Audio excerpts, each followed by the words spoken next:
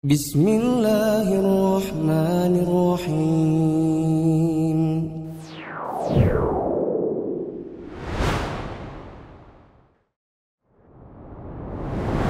Bismillahirrahmanirrahim. Assalamualaikum warahmatullahi wabarakatuh. Alhamdulillahi wa kafa, wassalatu wassalamu ala rasulillahil mustafa wa ala alihi wa ashabihi wa man iqtafa. Teman-teman yang dirahmati Allah, pada video-video sebelumnya kita telah membahas landasan yang pertama, yaitu mengenal Allah sebagai Rabb kita. Kita juga telah membahas berbagai ibadah yang hanya boleh ditujukan kepada Allah Ta'ala semata. Pada video kali ini kita akan lanjutkan landasan yang kedua, yaitu mengenal agama Islam beserta dalil-dalilnya. Landasan kedua, mengenal agama Islam beserta dalilnya. Al-aslu tsani, ma'rifatu dinil islami bil adillati. Landasan kedua, mengenal agama Islam beserta dalilnya. Wa huwa al-istislamu lillahi bit-tauhidi wal-inqiyadu lahu bit-ta'ati wal-bara'atu minasyirki wa ahlihi. Islam itu adalah berserah diri kepada Allah Ta'ala dengan disertai tauhid, yakni mengesahkan dirinya, tunduk dan patuh kepadanya dengan mengerjakan ketaatan dan berlepas diri dari kemusyrikan dan para pelakunya. Syekh Shalih bin Fauzan mengatakan, mengenal agama Islam itu harus berdasarkan dalil. Dan dalil ini adalah dasar atau landasan dari Al-Quran dan Sunnah Nabi SAW. Bukan sekedar taklid atau ikut-ikutan kata orang. Ya. Sebagian orang berislam hanya dengan taklid atau ikut-ikutan orang. Paling tidak ikut-ikutan dengan amalan orang tuanya. Salahkah? Benarkah? Yang penting ikut saja, kata mereka. Dan hal ini, yaitu kenal Islam berdasarkan dalil, tidak akan tercapai kecuali dengan cara belajar. Syekh Shalih bin Fauzan juga mengatakan bahwa Islam itu mengharuskan pengikutnya untuk berserah diri dan mengamalkan amalan mereka, mengikhlaskannya hanya untuk Allah semata. Islam juga mengharuskan untuk kita sebagai pengikutnya tunduk dan patuh kepada Allah. Caranya mengerjakan apapun yang Allah perintahkan dan menjauhi apa-apa yang Allah larang. Islam juga mengharuskan pengikutnya untuk menjauhi kemusyrikan dan orang-orang yang suka melakukannya. Caranya adalah dengan meyakini kebatilan syirik, tidak menjadikan pelakunya sebagai teman, tidak menjadikan pelakunya sebagai pemimpin, tidak mencintai mereka, tidak menolong mereka dalam kemusyrikan yang mereka kerjakan, baik dengan perkataan maupun perbuatan, karena sejatinya mereka adalah musuh-musuh Allah. Dan kita tidak dianggap sebagai orang Islam dengan keislaman yang benar jika tidak memiliki ketiga unsur di atas, yaitu melakukan penyembahan atau ibadah hanya untuk Allah Ta'ala semata, tunduk dan patuh kepada Allah dengan apapun yang Allah perintahkan dan menjauhi apapun yang Allah larang, serta menjauhi kemusyrikan dan menjauhi para pelakunya. Kata Syekh Shalih bin Fauzan, ketiga unsur di atas adalah makna Islam secara khusus. Dan berapa banyak orang Islam yang tidak tahu makna Islam secara khusus karena tidak mempelajarinya. Berikut ini adalah tingkatan dan rukun Islam. Tingkatan Islam dan rukun masing-masing tingkatan. Wa huwa thalathatu maratiba. Al-Islamu wal-imanu wal-ihsan. Wa kullu martabatin laha arkan. Islam itu memiliki 3 tingkatan, yakni Islam, iman, dan ihsan. Setiap tingkatan ini memiliki rukun-rukun. Al-martabatul ula al-islamu. Tingkatan pertama yakni Islam. Fa arkanul islami khamsatun, syahadatu an la ilaha illallah wa anna muhammadan rasulullah wa iqamus salah wa ita'uz zakah wa shaumu ramadan wa hijju baitillahil haram. Rukun Islam ada 5. yakni yang pertama syahadat la ilaha illallah Muhammadur Rasulullah. Yang kedua, mendirikan sholat. Ketiga, menunaikan zakat. Yang keempat, berpuasa di bulan Ramadan. Dan yang kelima, menunaikan haji ke Baitullah Al-Haram. Kata Syekh Shalih bin Fauzan, Islam, iman, ihsan itu adalah tingkatan Islam. Tingkatan Islam dan bukan rukun Islam. Islam lebih luas daripada iman. Dan iman lebih luas daripada ihsan. Jika ada orang munafik yang membenci ajaran Islam secara zahir menampakkan keislamannya, salat bersama kaum muslimin, mengerjakan amal-amal yang zahir atau kasat mata, maka mereka ini hanya bisa dikatakan orang muslim dan diterapkan hukum-hukum yang berkenaan dengan orang muslim. Akan tetapi nanti di hari kiamat Allah akan menyiksa mereka dengan cara dimasukkan ke dalam neraka yang paling bawah. Karena sejatinya mereka tidak punya iman. Hanya zahir Islam. Orang beriman juga beda-beda tingkatannya, kata Syekh Shalih bin Fauzan. Ada yang menjadi hamba mukmin yang memang dekat kepada Allah. Ada orang mukmin tapi keimanannya berkurang karena dia mengerjakan dosa. Orang beriman juga harus beramal yang disertai ihsan. Yaitu meyakini dengan sepenuh hati bahwa Allah melihat dirinya saat dia mengerjakan amalannya dimanapun dia berada. Islam memiliki 5 rukun. Dan kalau ditanya apa itu rukun, jawabannya adalah unsur yang membangun sesuatu. Dengan kata lain, sesuatu itu tidak akan terbangun kalau tidak ada unsur yang disebut dengan rukun. Ya. Kita tidak akan bisa hidup kalau kita tidak punya kepala. Ya, tidak ada badan. Ini diantara rukun kita. Ya. Dan rukun itu artinya ada dalam sesuatu yang berbeda dengan syarat kalau syarat itu ada di luar sesuatu. Contoh, kita mau bikin KTP. Maka rukun KTP adalah daerah tempat tinggalnya atau pemerintah kotanya tempat dia tinggal. Nama, nomor induknya, agamanya, tempat tanggal lahirnya. Ini adalah rukun KTP. Ya. Dan ada beberapa lagi yang tidak saya sebutkan. Sedangkan syarat membuat KTP, misalnya foto, surat keterangan kelakuan baik, ya, dan lain-lain yang tidak saya sebutkan semuanya. Nah, syarat datang sebelum membuat KTP. Sedangkan rukun itu ada di dalam si KTP. Gitu ya. Sebagaimana juga misalnya rukun sholat, diantaranya Al-Fatihah. Al-Fatihah ada di dalam sholatnya. Sedangkan syarat sahnya sholat hadir sebelum sholat dilakukan. Seperti suci dari hadas kecil dan hadas besar. Dicontohkan di sini, sholat dibangun di atas rukun-rukun seperti takbiratul ihram, Al-Fatihah, dan lain-lain yang berada di dalam sholat. Adapun syarat sholat seperti masuk waktu, suci dari hadas besar dan hadas kecil, itu semua harus ada sebelum melaksanakan sholat. Demikian sedikit tentang bedanya rukun dengan syarat. Nah, rukun Islam itu ada 5, sebagaimana dulu sering kita hafal waktu kita ikut TPA.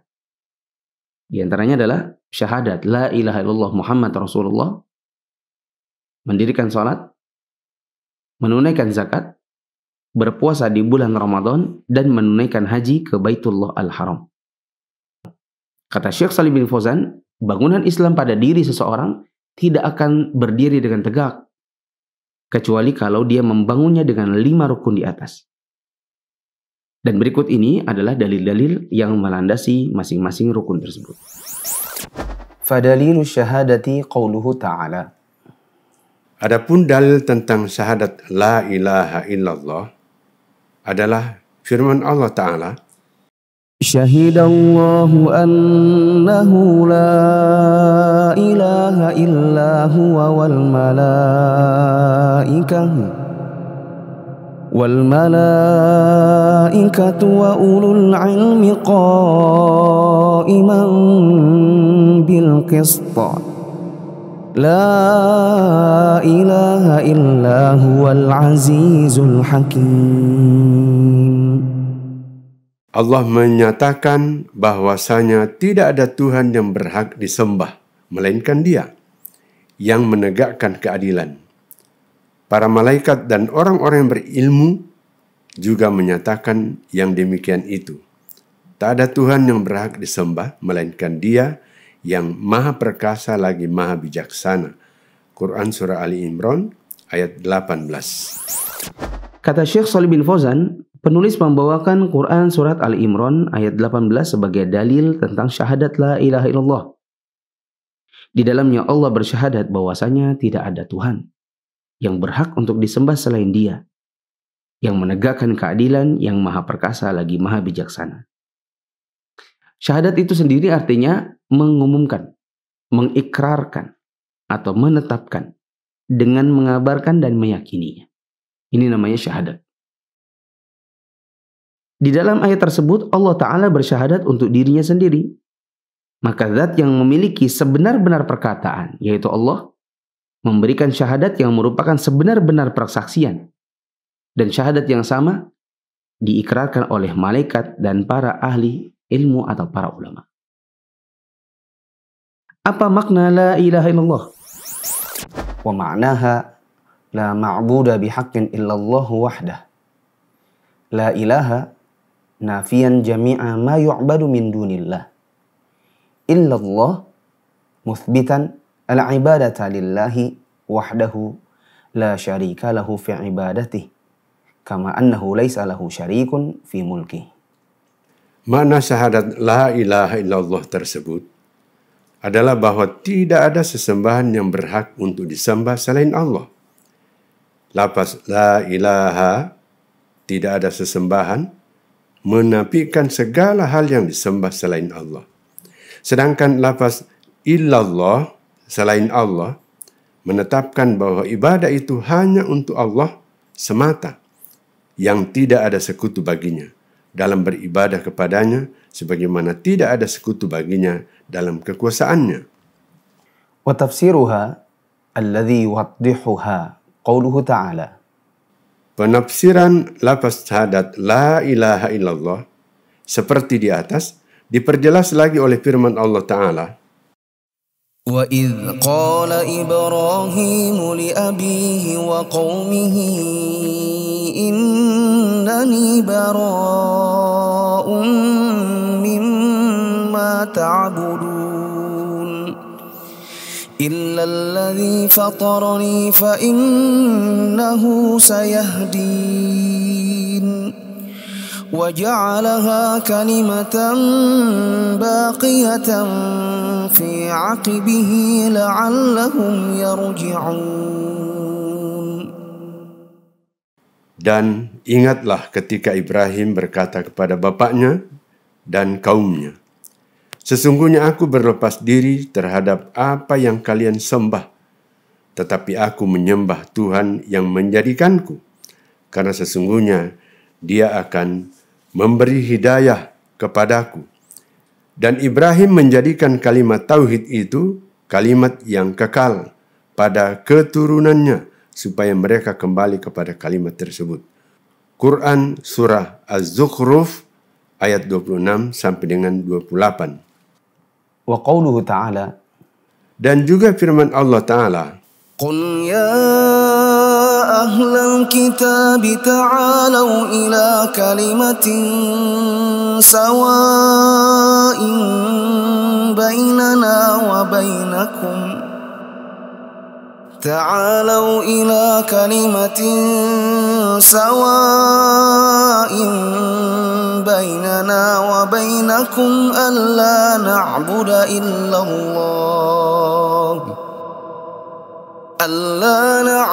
إلا الله ولا نشرك به شيئا ولا يتخذ بعضنا بعضا أربابا من دون الله فإن تولوا فقولوا اشهدوا بأننا مسلمون.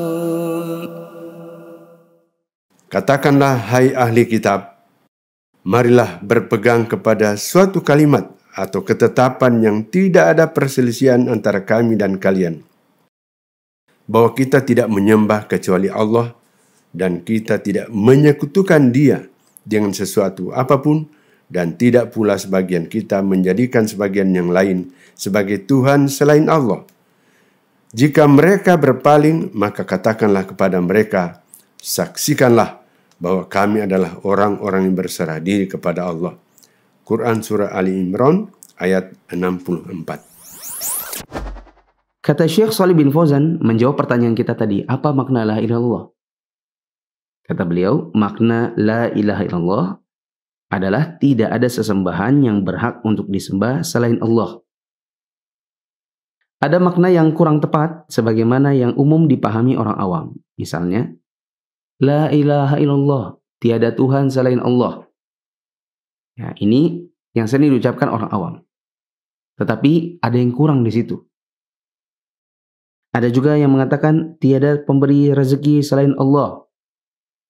Ya, ini semua adalah makna-makna umum yang dipahami oleh orang awam. Tadi saya mengatakan bahwa tiada Tuhan selain Allah, tiada pencipta selain Allah, tiada pemberi rezeki selain Allah. Ini semua adalah makna yang dipahami oleh orang awam, tetapi makna ini kurang. Kurangnya di mana? Begini. Di zaman Nabi, orang-orang yang diperangi Nabi, kalau ditanya, siapa Tuhanmu? Mereka juga menjawab, Allah. Siapa yang memberikan rezeki kepada kalian? Mereka juga akan menjawab, Allah. Siapa yang menciptakan langit dan bumi? Mereka juga menjawab, Allah. Pertanyaannya, kok diperangi? Kok dijadikan musuh?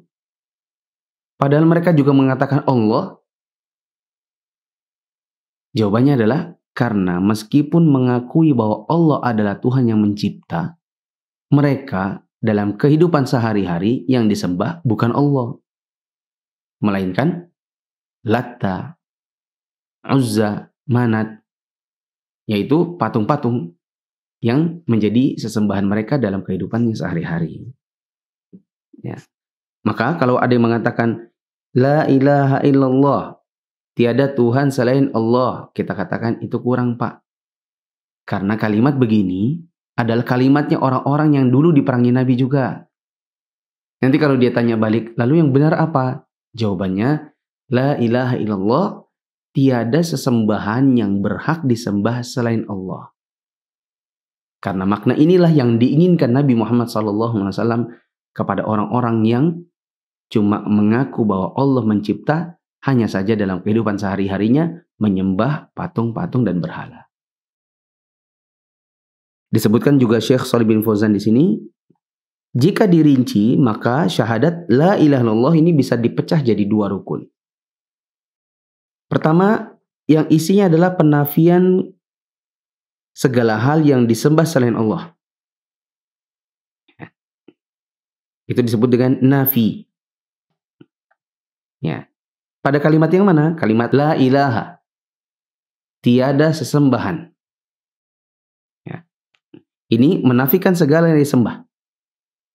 Kemudian ada itsbat, yaitu penetapan bahwa hanya Allah yang berhak untuk disembah. Dengan kalimat illallah, kecuali Allah. Sehingga la ilaha illallah bermakna tiada sesembahan. Ini nafinya kecuali Allah. Ini adalah itsbat. Nah, para ulama kita juga mengatakan la ilaha illallah itu juga bisa bermakna la ma'buda bihaqqin illallah. Tidak ada yang disembah bihaqqin, dengan benar, ya, kecuali Allah. Sehingga nanti makna yang merupakan makna paling sempurna adalah tiada sesembahan yang berhak untuk diibadahi dengan benar kecuali Allah. Kata Syekh Shalih bin Fauzan, syahadat la ilaha illallah itu memiliki 8 syarat. Pertama, al-ilmu. Artinya, tahu makna la ilaha illallah. Sebagian orang la ilaha illallah ini dimaknai dengan makna yang tidak pada tempatnya. Contoh, jengkel sama anaknya, dia ngomong, la ilaha illallah. Jadi kalau ditanya, Bu, berarti la ilaha illallah itu apa? Dia bilang ekspresi kejengkelan. Atau kaget. Ada bunyi keras misalnya, lalu dia bilang, la ilaha illallah. Ya, berarti jadinya la ilaha illallah ini maknanya adalah ekspresi kaget. Begitu juga misalnya HP jatuh, dompet hilang. Ya, berarti ekspresi kecewa karena dapat musibah datang. La ilaha illallah. La ilaha illallah. Ya, lagi pegang HP, HP-nya jatuh. La ilaha illallah. Nah, teman-teman yang dirahmati Allah, la ilaha illallah itu artinya tiada sesembahan yang berhak diibadahi dengan benar kecuali Allah. Ya, kita tempatkan pada tempat yang sebenarnya. Dan mengucapkan kalimat seperti ini harus tahu maknanya. Makanya kalau ada orang baru masuk Islam, yang kita bimbing untuk dia itu bukan cuma sekedar ucapan Arabnya, tetapi juga dibimbing Indonesianya. Ya, kalau ada orang masuk Islam, kita bilang, ikuti saya ya. La ilaha illallah. Tiada sesembahan yang berhak diibadahi dengan benar kecuali Allah. Nah, kita tuntun dia untuk mengucapkan Indonesianya supaya dia tahu maknanya. Yang kedua adalah al-yaqin, yaitu mengucapkannya dengan keyakinan tanpa ada keraguan sedikit pun. Jangan seperti orang yang masuk Islam hanya karena ingin menikahi perempuan muslimah. Dia mengucapkan la ilaha illallah, tetapi maknanya dia ragukan. Bahkan memang di dalam hatinya tidak ada keinginan untuk mengucapkan kalimat tersebut. Ketiga adalah ikhlas, yaitu mengesahkan Allah dalam pengucapan dan ibadahnya. Maka kalau kita mengucapkan la ilaha illallah, tetapi di dalam hati kita ada sesembahan yang selain Allah, maka ini la ilaha illallah yang tidak memenuhi syarat. Yang keempat harus jujur, yaitu mengucapkannya tanpa mendustakan dengan hati. Ya, hampir mirip dengan yakin tadi. Ya, kita beri contoh, ada orang yang mau masuk Islam karena ingin menikahi wanita muslimah. Ya, lalu di dalam hatinya, ya dia sejatinya mendustakan kalimat tersebut dengan perkataan, nanti kalau saya sudah nikah, saya balik lagi ke agama saya.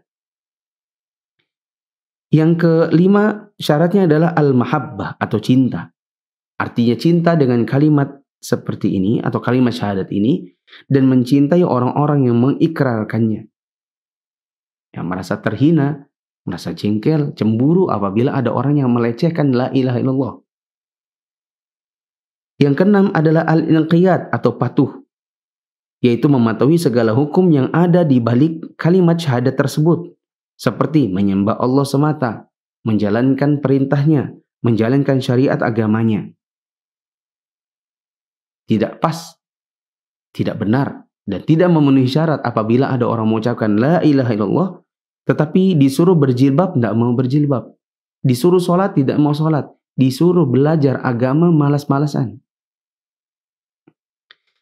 Yang ketujuh adalah al-qabul atau menerima, yaitu menerima kandungan dan konsekuensi kalimat tersebut serta menjalankan hak-hak Allah. Yang terakhir, yang kedelapan, al-bara'ah atau berlepas diri, yaitu meninggalkan semua bentuk kemusyrikan dan orang-orang yang mengerjakannya. Kata Syekh Shalih bin Fauzan, syahadat la ilaha illallah menjadi tidak berarti jika kehilangan satu saja dari 8 syarat yang sudah disebutkan tadi atau bahkan hilang semuanya. Demikian yang kita bisa bahas pada video kali ini. Kita tutup sampai pada syahadat yang pertama. Dan insya Allah pada video-video berikutnya akan kita lanjutkan syahadat yang kedua. Kemudian sholat, puasa, zakat, dan haji insya Allah. Subhanakallahumma wa bihamdika. Asyhadu an la ilaha illa anta astaghfiruka wa atubu ilaik.